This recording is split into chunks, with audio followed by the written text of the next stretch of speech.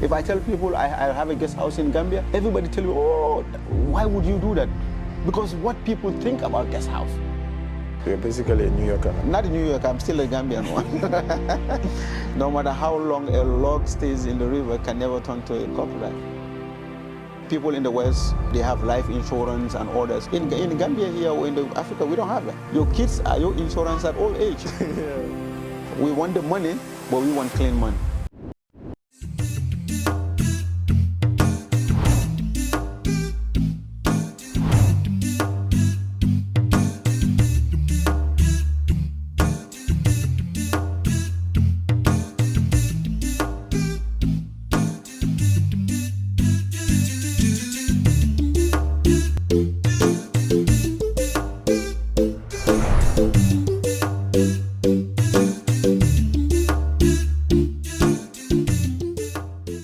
The rental property and guest house business is a multi-million dollars industry. If you are not considering haram or halal, you'll be making a lot of money here. Yes, if we are not considering halal or haram, yes. With only 7 units, this guest house on average makes $150,000 a month. In our first 12 months of operation, we made like $1.2 million. Wow. The Gassama homestay is owned by Gassama and his family. So it's not about me, it's the whole extended family involved about it. Amadou is a Gambian that lives in New York and has been doing business there for the past 20 years. I left Gambia in 2003, stayed in New York. I've never moved to another state. That's where I have my wife, kids, family. The Gassama brothers diversified their investments. They're into agriculture and housing. Currently, they have 4 farmlands, all of which grow citrus fruits. So if you want to live a little bit comfortable, you must get something that produces income for you. And this is one of those investments. This is the first guest house they built. It is more of a trial to see whether they need to build more or back down. If people keep bothering us wants to use our place for their shenanigans, we'll even shut it down and make it a monthly rent.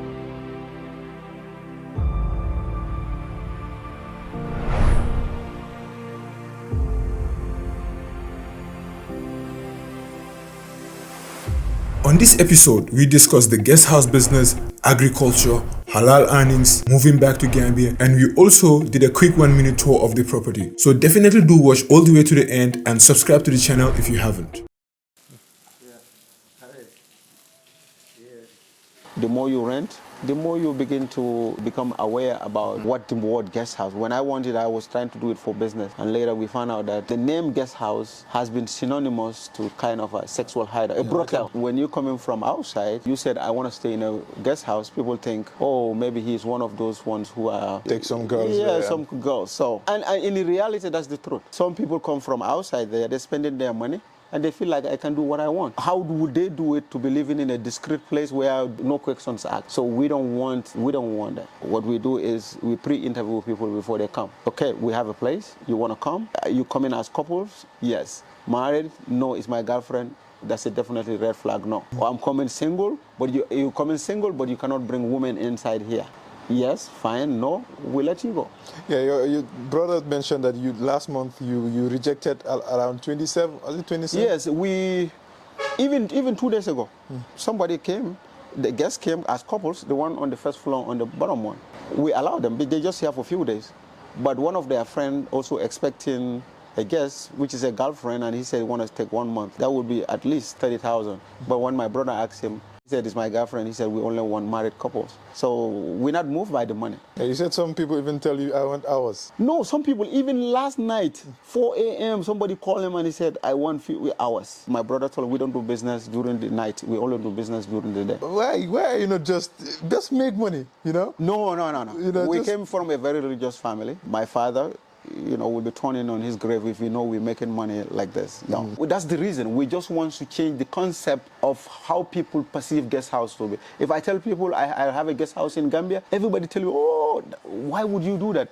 Because what people think about guest house, it's a sexual hideout. It's like a brothel. It's somebody who are up for no good who wants to go there. Your reputation is determined by the places that you choose to stay. Everyone in the locals within here, they know this place is where you can take the prostitutes, the girls, and hookups and like that. So as soon as you leave, you might not know. You are just a regular person who is serious, nice guy. You just go and sit in one, somebody tell you, This is a guest house, you stay there. As soon as you leave, people think, oh, he's one of those people because he stayed in that place. So around this area here, there's a bunch of guest houses around here. But we are known as the one that has that reputation. We don't allow nobody who wants to use our house. Up to a point, we have these marabouts coming from Senegal, Guinea, and they want to stay here. But also, we also don't do that too, because one time it happened, and then people come in making lines just to see them as clients when there are other guests we don't allow that either. I like the fact that you're just not only chasing the money, you are considering the akhirah as well. Because this is your property. Whoever comes in here, even though you are not responsible for people's, what they do, but if you empower them, like you're giving them the place, then you have share of their sin. Their sin. So that's exactly what we're trying to avoid. And if we don't vet customers who comes in here, you know what, we can make up to $300,000 every month from 7 units.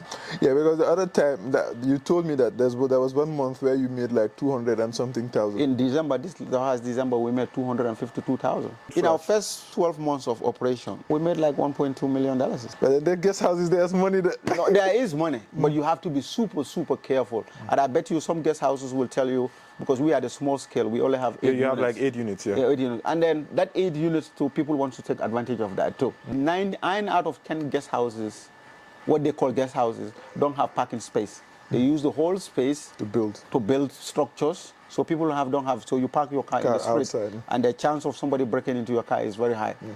And even people pass by, they'll see your car and they'll say, say I'm moving. One good thing about the Gassama homestay, just right outside, you have a police officer controlling the traffic.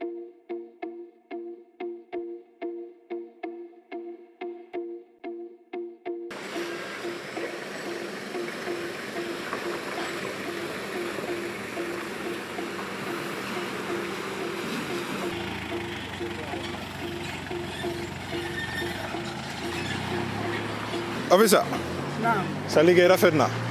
am nga lu ma def nii. Waaw. kenn du ma fay waaye dama ko def ngir yàlla ak yonent bi. Waaw. parce que xale yi ak trafic bi dafa tight. moo tax may def lii. dama def pour nit ñi rek. pour doomi adama yi. solo ma si dara am jël ñàkk a jëriñoo. Sa liggéey rafet na. ñun ñëpp gouvernement rek ñu jàppalante. if you are real Gambian, da nga war a liggéey. da nga war a liggéey. suñ la feyuñ la sax. da nga liggéeyal. liggéeyal.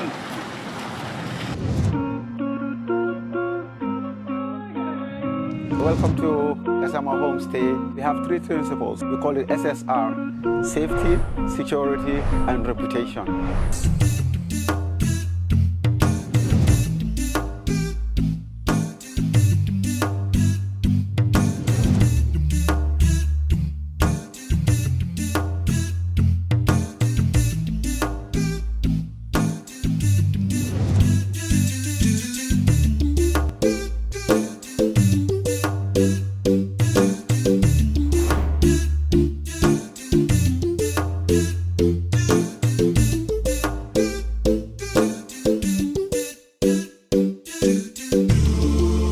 When I say SSR, we provide 16 cameras that record every single activity in here. In addition to the 16 cameras, the homestay has electric razor barbed wires, 24-hour security on site, and the lights. Once you turn this on, it's like even a needle drops at night, you can pick it up. And because these security cameras have infrared lights, you can be seen even when it's dark.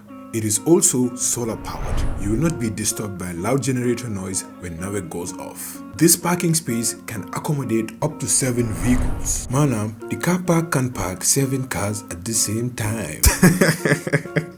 Anytime you come down here, you can park your car inside, you don't have to worry about that.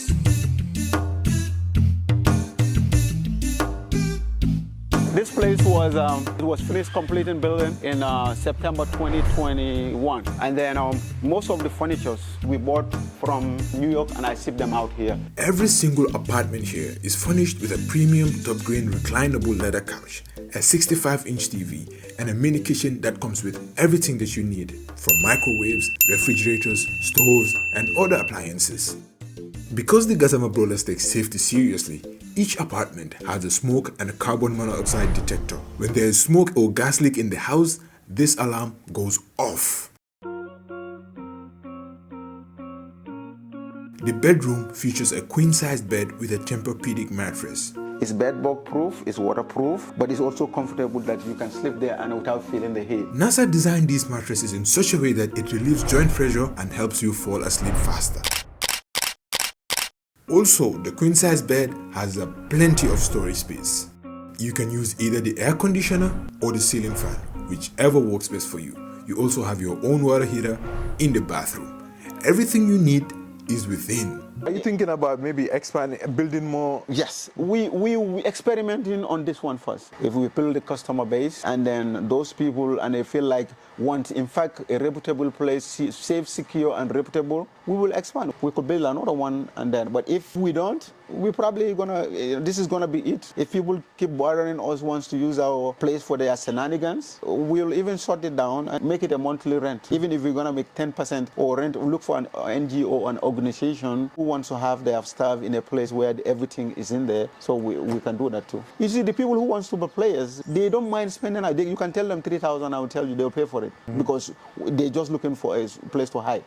So and also we give discounts. You know, we have very competitive rates. We have one customer last year who stayed for 7 months. We give it to him for 900 a day. And in this area here, the cheapest, maybe my brother would be, you know, he manage the stuff. The good guest houses around here, not at the peak hour. I know Christmas, they can go up to 3,000. But let's say at the slow time, what is the average price? Like 1,300. Yes, 1,300. That's the minimum. I've seen one from Airbnb for $44 for a single room. So how often do you come to Gambia? How often do you visit Gambia? I do come twice. Twice every year? Yeah, twice every year, most times twice every year. Minimum once a year. But this is just a 5-day trip, just to make sure that we put ourselves in order. My brother is really trying. If you look at his knees here, maybe he will show you. It's all bruised up because he fight some of them he end up. The Brusubi police station, we keep going there for several times trying to send people out because they feel like when they pay their money, they deserve to do every bad thing that they want. At some point, when it gets out of hand, we go to the police station and report them and give them their money back. So we want the money, but we want clean money. We don't want to pay a blind eye to exactly what is going on. The name guest house has been notoriously associated with unserious people. And there is a lot of serious people out there who looking for good places to stay. That's not going to tarnish their image as soon as they go. And that's is out there, but it's not many. So we want to stand out. If you have that intention, don't come to us. But if you are one of those serious guys and you want your reputation to be in tatters as soon as you leave, come to us.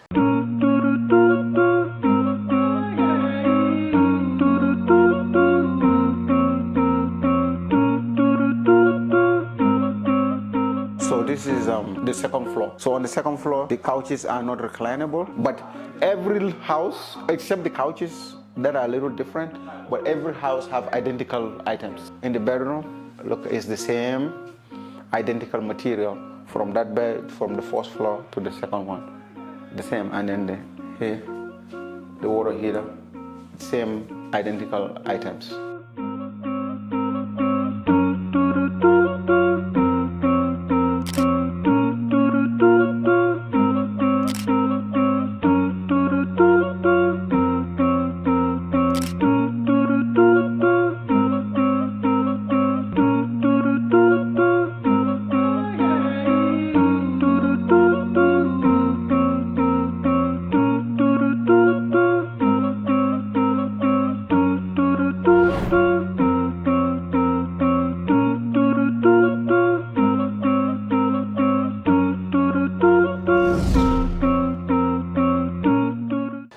Into agriculture. Yeah, so you have like farmland? Yeah, we have farmlands, about 4. Jambur, we have 1, which is like maybe 1.5 hectares.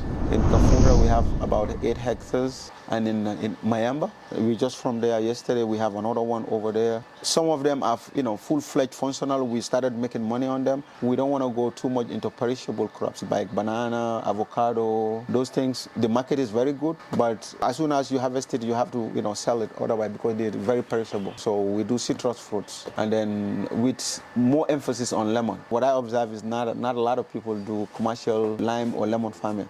Then that's what we do. But we do, citrus is our main area. So how, you've been away for like 20 years. I left Gambia in 2003. We stayed in New York the whole time. That's where I have my wife, kids, family, so. You're basically a New Yorker now. Not in New York, I'm still a Gambian one. No matter how long a log stays in the river, it can never turn to a crocodile. That's why I'm here. So you see, you cannot differentiate me from the locals. Are you thinking about just completely moving back here? Yes, in a few years' time, I want to raise my kids in a traditional way. Kids that are grown, in the West. One example. People in the West, they have life insurance and others. In Gambia here or in Africa, we don't have that. Your kids are your insurance at all age. Yeah, definitely. Simple. Simple as Why do that. I have to have 401k, blah, blah, blah?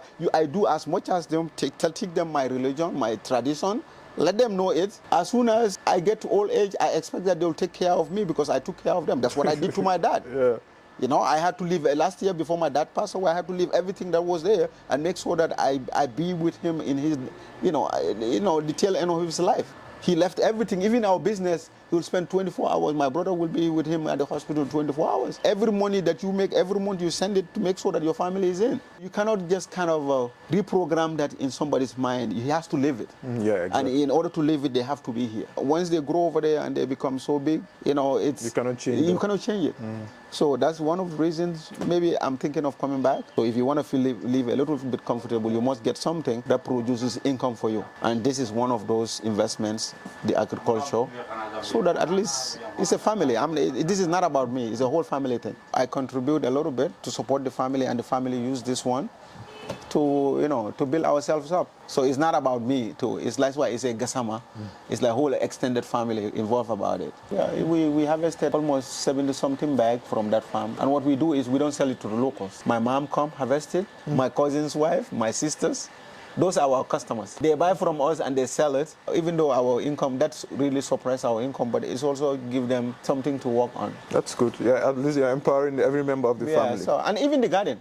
The Jambur one, how much? We have like 38 women who work over there. I remember 2 years ago, and Muso, remember Jambur Muso, and he's like, one of the women, he said, whenever you go to sleep, say amen. I said, why do you say that? He said, this is where we feed our family. We are abundant of water available. We are here 24 hours, and we make our money from here. Agriculture in here, the biggest problem is irrigation, water, source of water. Once you can settle that, there is a chance you can. Unfortunately, some people make a very big garden, but water is the problem. That garden can only supply to 1/3.